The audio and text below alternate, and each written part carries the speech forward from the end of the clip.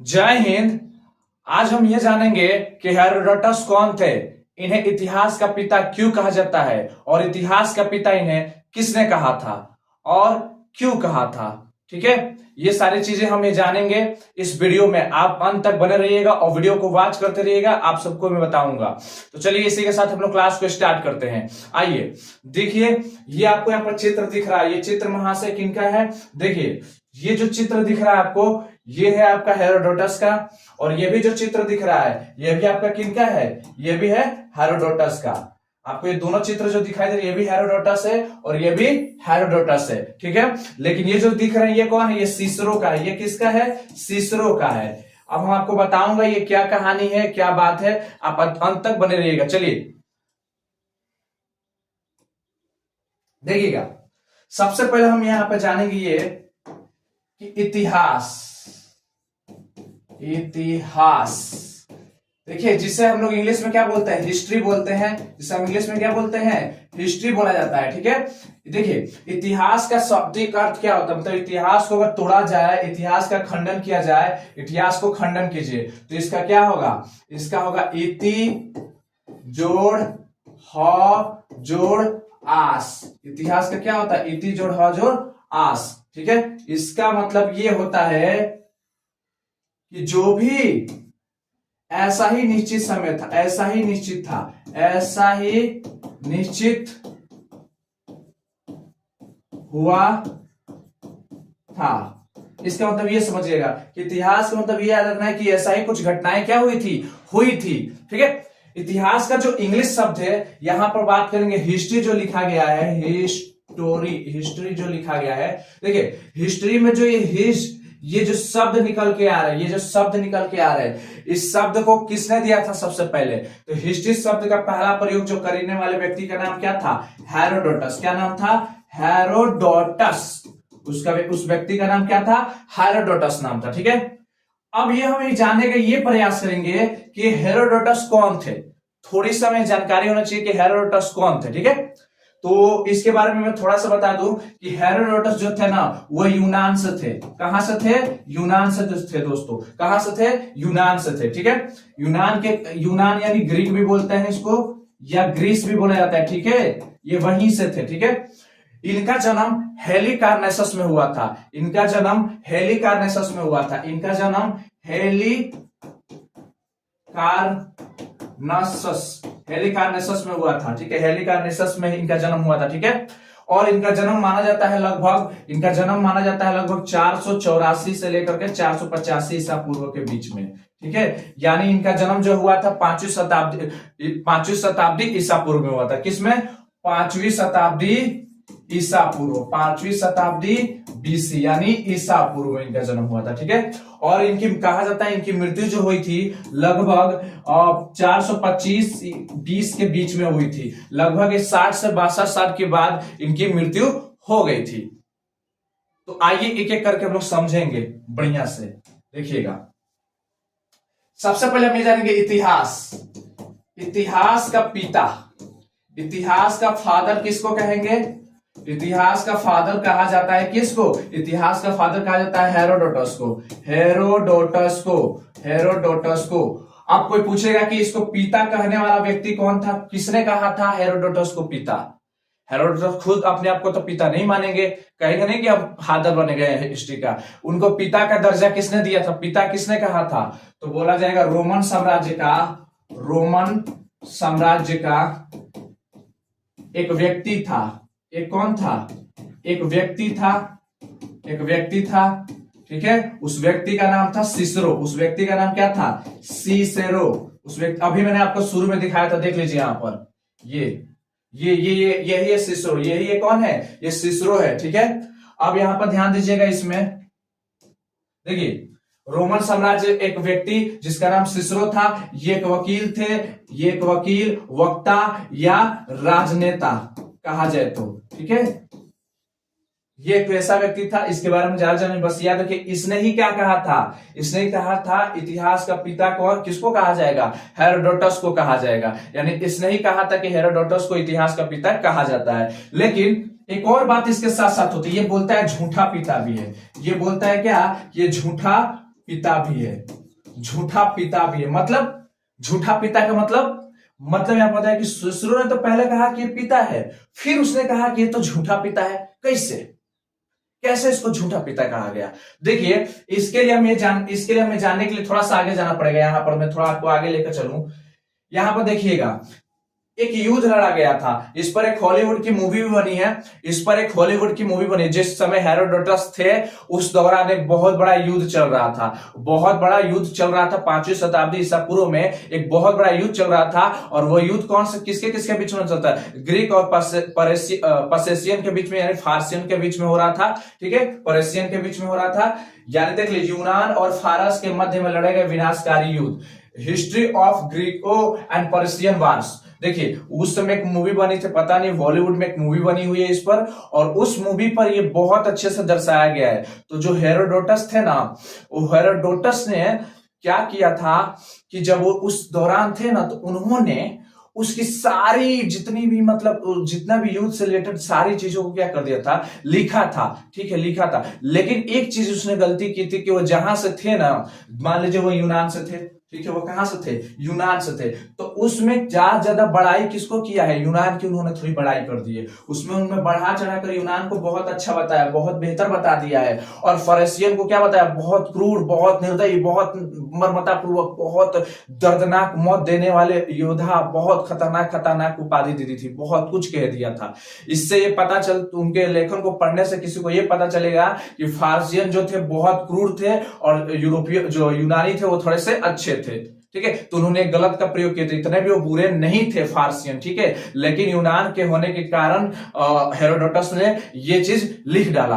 तो ऐसा किसी भी वैज्ञानिक को इस तरह का भावना नहीं रखना चाहिए, किसी भी इतिहासकार को ऐसी सोच नहीं रखनी चाहिए, उनको समानता सोचनी चाहिए, सबके साथ एक समान रखना चाहिए। लेकिन उन्होंने ऐसा नहीं किया। उनके उसकी पुस्तक है हेरोडोटस की, उस पुस्तक से हमें यही झलक मिलती है, यानी उस पुस्तक में इसी का वर्णन किया उन्होंने। ठीक है, चलिए थोड़ा सा और इसमें जानेंगे। देखिएगा ध्यान से, थोड़ा सा बैक आएंगे हम। यहां पर एक और चीज जानेंगे कि इतिहास का पिता तो इन्हें कहा जाता है। पूछा कि क्यों कहा जाता है, तो कोई पूछेगा कि इतिहास के पिता इन्हें क्यों कहा जाता है, तो देखिए, इतिहास का पिता कहने के पीछे ये कारण है कि इन्होंने जो भी युद्ध देखा, किसके बीच? फारस और वर्सेस यूनान के बीच जो इन्होंने युद्ध देखा, उस युद्ध का क्या किया इन्होंने? जो युद्ध हुआ उसकी घटना, युद्ध के पहले कैसे क्या क्या हुई थी, युद्ध के बाद युद्ध कब हुआ, कैसे हुआ, किस कारण से उत्पन्न हुआ, युद्ध की शुरुआत कहां से हुई थी, युद्ध नहीं हुआ था तो उससे पहले देश केंगा था, क्या व्यवस्था थी, युद्ध होने के बाद कैसी व्यवस्था हुई, क्या क्या बदलाव हुए, क्या क्या हुआ, इस सारी चीज किसने लिख दिया? हेरोडोटस ने लिख दिया। इससे पहले भी इतिहासकार थे, इससे भी पहले इतिहास लिखा जाता था, लेकिन केवल डेट, ईस्वी, समय को बस डिनोट कर दिया था, लिख दिया था, उतना डीप में नहीं जाया जाता था। लेकिन यही एक पहले व्यक्ति है जिन्होंने क्या किया, बहुत अच्छे ढंग से पहले दस्तावेज बनाया, अच्छे ढंग से स्टोरी को बनाया, और सबसे इंपॉर्टेंट बात है कि इन्होंने क्रमबद्ध तरीके से लिखा।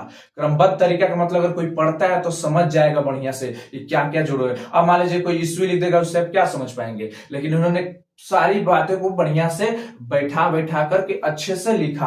और सबसे खास बात इनमें यह भी थी कि जिस एरिया से जाते थे, बहुत घूमते थे, यूनान के हर एक क्षेत्र से घूमते थे, यूरोप के पूरे क्षेत्र में घूमे हैं, तो ये क्या करते थे, घूमकर के युद्ध के जितने भी बातें होती थी लोगों से, क्योंकि देख लीजिए जब के समय में रहेंगे उतना के तो बात जानेंगे, अब पीछे की बात कैसे इनको पता रहेगी कि क्या हुआ था, कैसे युद्ध हुआ। तो बहुत पहले की बात है, तो वो भी जिंदा नहीं थे, तो वो क्या करते थे, दूसरे लोगों के मुंह से जो बातें सुना करते थे, उन बातों को भी क्या करते थे, वो अपने दस्तावेजों में लिख दिया करते थे। इससे क्या होता था कि उनसे हमें आज भी जानकारी मिलती है, भले झूठी हो या सच्ची, लेकिन उनसे हमें क्या मिलती है, बहुत सी जानकारियां मिलती है। तो अगर आपसे कोई पूछेगा कि इतिहास का पिता किसे कहा जाता है, तो आप जवाब दीजिएगा हेरोडोटस को। हेरोडोटस को इतिहास का पिता क्यों कहा जाता है, तो आप जवाब दीजिएगा कि हेरोडोटस को इतिहास के पिता इसलिए कहा जाता है क्योंकि बहुत से इतिहास वाले लोग आए, बहुत से कुछ लिखा, लेकिन हेरोडोटस ने जो लिख दिया, जैसे कि दस्तावेज बनाया, फिर उसको क्रमबद्ध तरीका से लिखा, और युद्ध के विस्तार को एकदम सरल और सही भाषाओं में लिखा, जिससे क्या हो गया, लोगों को बहुत अच्छा लगा, बहुत बढ़िया लगा उनकी स्टोरी को, उनकी किताब को पढ़कर। अब आपसे कोई पूछेगा कि उन्होंने कौन सी पुस्तक लिखी थी, तो द हिस्ट्रीज नामक पुस्तक को लिखा था। द हिस्टोरिक नामक आज पुस्तक का नाम आज बढ़ करके आज नाम किस नाम से जानते हैं उसको? आज हम जानते हैं हिस्टोरिका के नाम से। मैं उस पुस्तक का भी चित्र आपको दिखा दूंगा, आप देख सकते हैं, ये रहा, यही वो पुस्तक है, ये दिख रहा है, द हिस्टोरिक कंप्लीट हेरोडोटस, यानी हेरोडोटस के द्वारा लिखी गई पुस्तक है। मतलब यहाँ पर ये चित्र भले अलग अलग दिखेंगे, लेकिन हेरोडोटस के द्वारा ही लिखा गया पुस्तक है। मैंने नमूना यहाँ पर डाला है, ठीक है। अब इसके बाद कोई आपसे यहाँ पर पूछेगा कि हेरोडोटस को पिता किसने कहा, आखिर किस व्यक्ति ने कहा कि इतिहास का पिता हेरोडोटस को कहा जाए? तो उस व्यक्ति का नाम है सिसरो, जो रोमन साम्राज्य से संबंधित रखते हैं। वो एक अधिवक्ता थे, वकील थे, राजनेता थे, ठीक है। उन्होंने कहा कि हेरोडोटस इतिहास का पिता है। फिर पूछा जाएगा कि झूठा पिता किसने कहा? तो झूठा पिता भी सिसरो ने ही कहा। अब ऐसा क्यों कहा? एक बार में तो उसने पिता भी कहा, फिर बोलता है झूठा भी है, सही भी नहीं है, इतिहास का सही नहीं है। तो इसलिए कहा क्योंकि जब उसने यूनान और फारस, देख लीजिए यहाँ पे मैं चित्र दिखाऊंगा आपको इसके बाद, ये देख सकते हैं यहाँ पर, ये देखिए युद्ध, यूनान और फारस के बीच युद्ध हो रहा था। ये यूनान और फारस के बीच का युद्ध का है चित्र, ठीक है। तो ये यूनान और जो फारस के बीच का जो युद्ध हो रहा था, पर्शियन और ग्रीक साम्राज्य के बीच जो युद्ध हुआ था, उस युद्ध में ये दिखाने की कोशिश किए हैं कि ग्रीक वाले अच्छे थे और फारसियन जो थे बहुत निर्दयता था, बहुत खतरनाक थे, बहुत क्रूर थे। तो ऐसा कभी भी किसी भी इतिहासकार को नहीं होना चाहिए। वैज्ञानिक स्रोतों के आधार पर, यानी जो सबूत मिलते हैं, जो आधार मिलते हैं, उसके आधार पर ही बात करना चाहिए, ना कि अब जिस एरिया से, जिस जगह से है उसकी प्रशंसा करे, कितनी भी बुराई हो। इतना भी पर्शियन इतना भी खतरनाक नहीं था। आखिरकार तो जीत तो यूनान की ही हो गई थी इस युद्ध में, ठीक है। तो ये युद्ध बहुत ही खतरनाक चला था, एक हॉलीवुड मूवी भी बनी है इस पर, ठीक है। तो अब जान चुके होंगे हेरोडोटस कौन थे, इनका नाम क्यों पड़ा, इन्हें हम क्यों जानते हैं। तो देखिए एक बार एक चीज और यहां पर जान लीजिए आप लोग। देखिए इतिहास का फादर हेरोडोटस को कहा जाता है। रोमन साम्राज्य के एक व्यक्ति थे जिसका नाम सिसरो था, झूठा पिता राजनेता कहा गया। फारस और यूनान के बीच में युद्ध हुआ, जिसका दस्तावेज याद रखिएगा, ये जो पुस्तक दिख रहा है ना यहाँ पर, ये आपका जो पुस्तक दिख रहा है, ये जो आपका किताब दिख रहा है, इस किताब को ही लिखा था बहुत अच्छे से सजा करके। द हिस्ट्रीज नामक पुस्तक में या हिस्टोरिका नामक बुक में आपको यूनान और फारस की बढ़िया से बढ़िया युद्ध की प्रणाली मिलेगी, अच्छे ढंग से, वो भी व्यवस्थित ढंग से। इसलिए हम इन्हें क्या कहते हैं, हम इन्हें इतिहास का पिता मानते हैं, ठीक है। आप सबको बहुत अच्छे सब समझ आ गया होगा इतिहास का पिता किन्हें माना जाता है, ठीक है। ज्यादा कुछ इनके बारे में हमें अब नहीं जानना है, बस इतना ही जान लेंगे। ये हमारे बेसिक क्लास था आज का, तो ये समझ चुके होंगे। हाँ एक चीज और होता है, आपको एक चीज और बता दूं मैं यहाँ पर, एक चीज थोड़ा सा और बताना चाहूंगा मैं यहाँ पर, ध्यान दीजिएगा। कोई आपसे पूछ देता है यहाँ पर कि आधुनिक कोई आपसे पूछेगा भारतीय इतिहास का पिता किन्हें कहते हैं। भारतीय इतिहास का पिता किसे कहा जाता है? भारतीय इतिहास का पिता किसे कहा जाता है? इसका आंसर होगा मेगास्थनीज।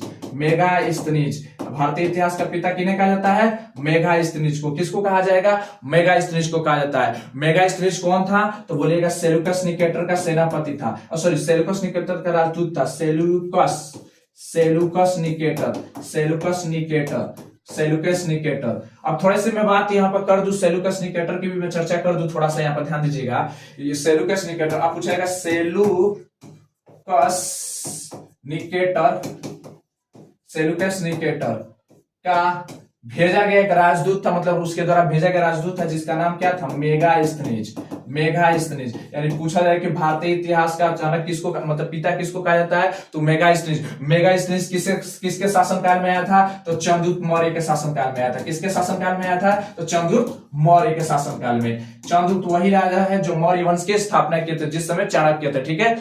यहां पर याद रखिएगा सेल्यूकस निकेटर, ये मेगास्थनीज आखिर क्यों गया? तो सेल्यूकस निकेटर ने अपनी पुत्री की शादी चंद्रगुप्त मौर्य से करा दी थी, और चंद्रगुप्त मौर्य की शादी कराने के बाद मेगास्थनीज उसी दौरान कहां गया था? राजदूत बना करके कहां भेजे थे सेल्यूकस निकेटर? चंद्रगुप्त मौर्य के दरबार में। और चंद्रगुप्त मौर्य के दरबार में जब पहुंचा था तो उस समय मौर्य वंश बहुत अच्छे से फल फूल रहा था। पटना शहर से लेकर के सारे क्षेत्र बहुत अच्छे से पनप रहे थे, और इन चीजों को उसने, संस्कृति, समाज, सारी चीज इसने दिखा दी अच्छे ढंग से। और इसकी पुस्तक को पढ़ने से, इसका पुस्तक का नाम याद रखिएगा, इसकी पुस्तक का नाम है इंडिका। इसकी पुस्तक का नाम क्या है? इंडिका। जिस पुस्तक से हमें पूरे भारत के इतिहास का पता चलता है, वो भी किस काल के, खास करके वो काल का पता चलता है चंद्रगुप्त मौर्य के बारे में।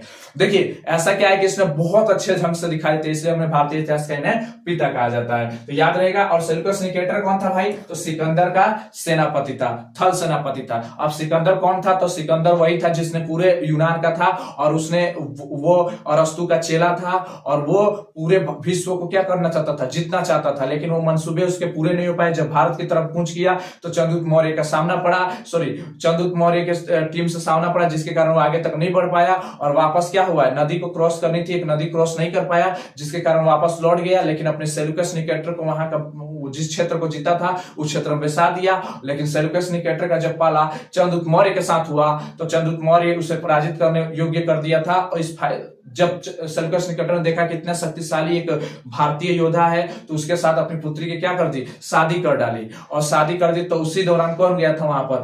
मेगास्थनीज राजदूत बन के गया, और वहां की सारी व्यवस्थाओं को देखा, और उसको अच्छे ढंग से अपनी पुस्तक जिसका नाम है इंडिका, उसमें छाप डाला। तो याद रहेगा? चलिए, आप सबको ये सारा चीज याद रहेगा, बढ़िया से याद रहेगा, एकदम अच्छे ढंग से याद रहेगा, ठीक है। तो आपसे कोई पूछेगा कि ये सारा चीज तो कंप्लीटली दिमाग में रहेगा, बहुत कुछ सारी चीजें और भी है। मिलेंगे फिर से एक नए वीडियो का साथ, तब तक के लिए जय हिंद, जय भारत।